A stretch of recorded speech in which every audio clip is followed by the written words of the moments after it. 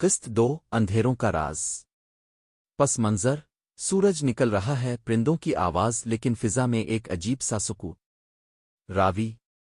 رات کے ڈراؤنے لمحوں کے بعد صبح کی روشنی بھی آرمن اور ثانیہ کے دل سے خوف کو مٹا نہ سکی دونوں جانتے تھے وہ سایہ کوئی عام بات نہیں تھی ثانیہ فکر مند لہجے میں آرمن کل رات جو ہم نے دیکھا وہ صرف وہم نہیں تھا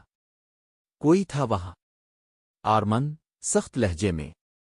ہاں اور ہمیں سچائی جاننی ہی ہوگی ورنہ یہ راز ہمیشہ اندھیرے میں چھپا رہے گا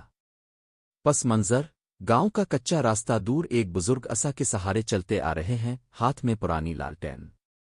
راوی انہی لمحوں میں گاؤں کے پرانے بزرگ بابا نور ان کی طرف آتے ہیں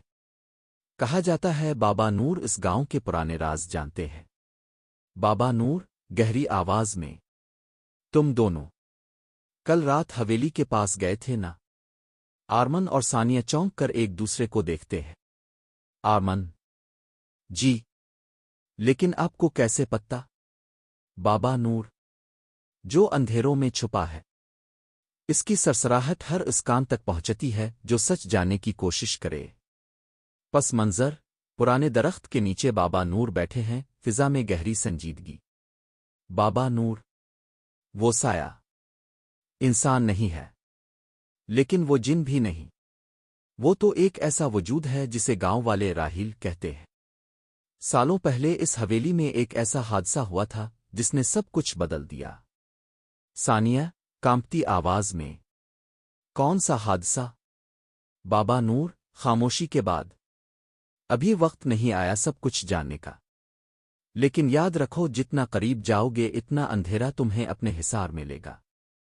پس منظر کمرے میں لالٹین بجھتی ہے اندھیرا چھا جاتا ہے دور کہیں سے ہوا کے ساتھ سرگوشی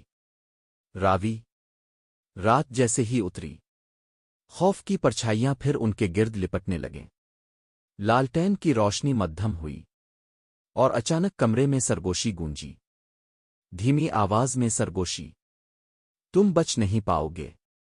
آرمن اور ثانیہ دہشت سے ایک دوسرے کو دیکھتے ہیں پس منظر میں سنسنی خیز موسیقی تیز ہوتی ہے پس منظر دروازہ زور سے بند ہوتا ہے سب کچھ اندھیرے میں ڈوب جاتا ہے راوی کہانی ابھی ختم نہیں ہوئی اندھیروں کا راز تو بس کھلنا شروع ہوا ہے اصل حقیقت سامنے آئے گی قسط 3 میں